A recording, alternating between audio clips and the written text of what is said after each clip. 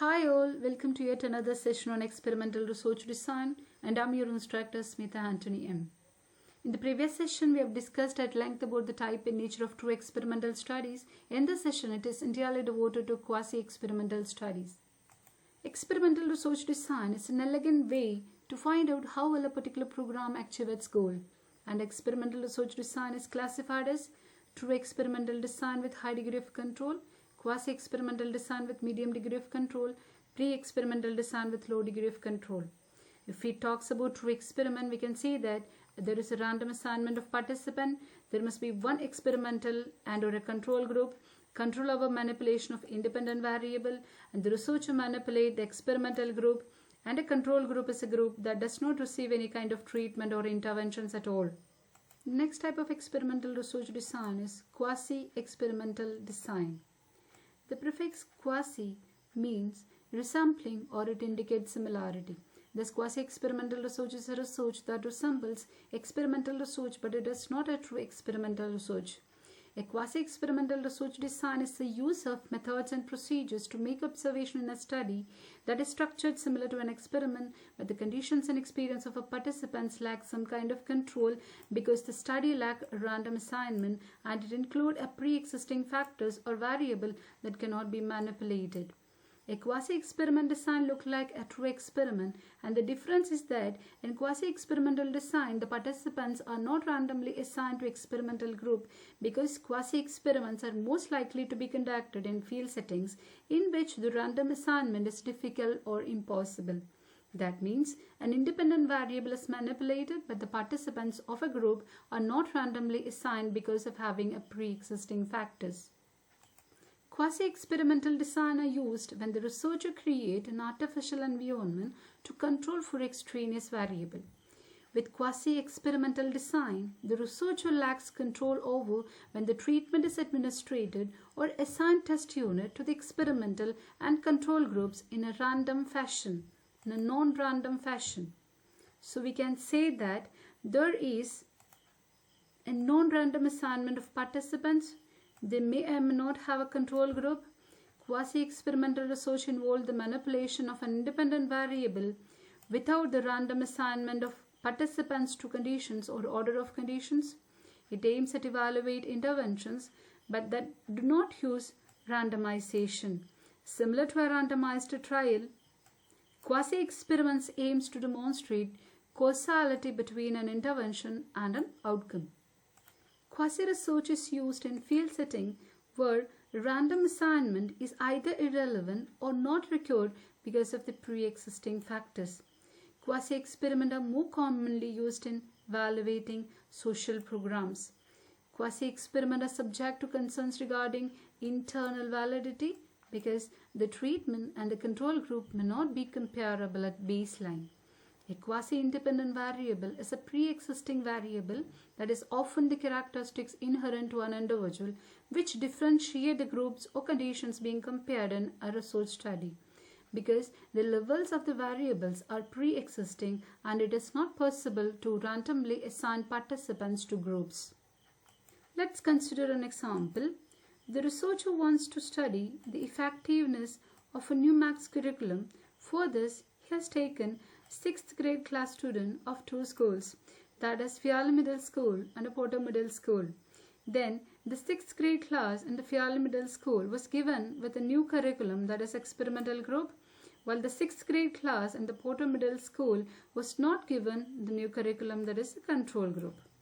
At the end of the school year, the 6th graders in the Fiala Middle School class had higher average marks achievement test score than the kids in the Porter Middle School 6th grade class.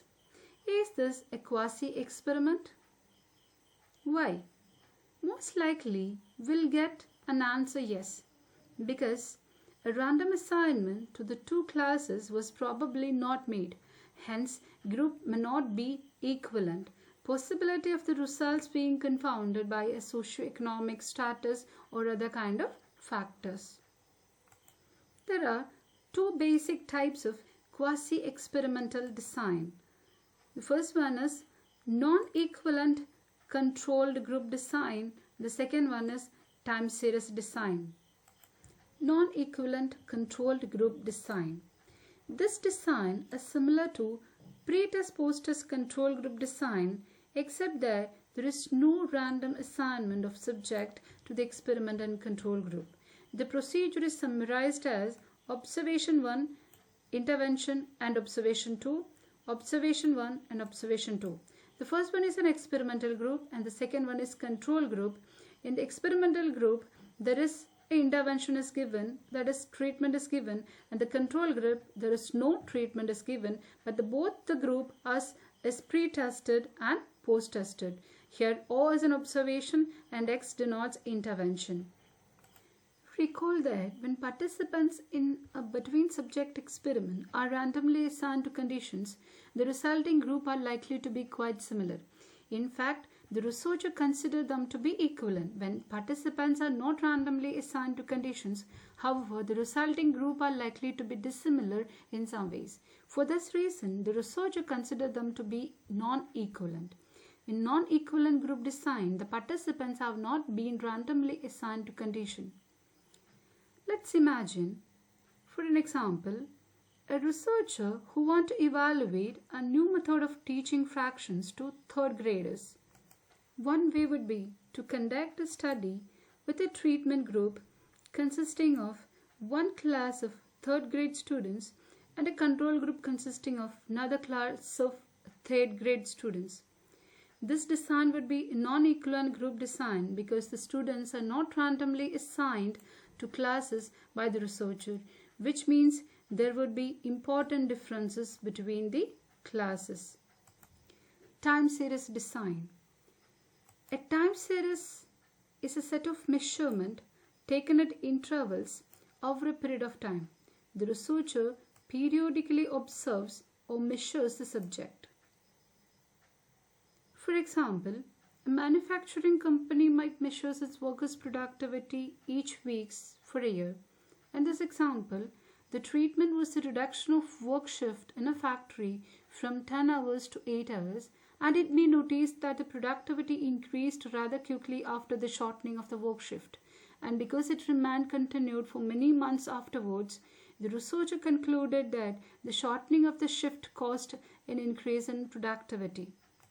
The procedure for a time series design is observation 1, observation 2, observation 3, intervention, and again observation 4, observation 5, and observation 6. O1, O2, O3 stands for the pre-test, that is a multiple observations, and O4, O5, O6 stands for the post-test, again the multiple observations, and X stands for intervention. Time series design include measurement of dependent variable both before and after the treatment and includes multiple pre-test and post-test measurement. There is no randomization of test unit to the treatment. The timing of the treatment presentation as well as which test units are exposed to the treatment may not be within the researcher's control. Consumer attitude and usage panels are the examples of quasi-experimental designs using time series. The advantages of this time series is that it is easier to interpret the result and the multiple measures helps to determine the underlying trend. But the time series design has the limitations too. This figure shows the data from a hypothetical time series study. The dependent variable is the number of student absences per week in a research method course. The treatment is that the instructor begins publicly taking attendance each day so that the student know that the instructor is aware of who was present and who was absent. The top panel of this figure shows that how the data might look if the treatment worked. There is a consistency in number of absences before the treatment and there is an immediate and a sustained drop in the absences after the treatment. The bottom panel figure shows how the data might look if the treatment didn't work. On an average, the number of absences after the treatment is about the same as the number before. This figure also illustrates the advantage of interrupted time series design over a simple pre-test post-test design. If there had been only one measurement of absences before the treatment at week 7 and one afterwards at week 8, then it would have looked as though the treatment were responsible for reduction.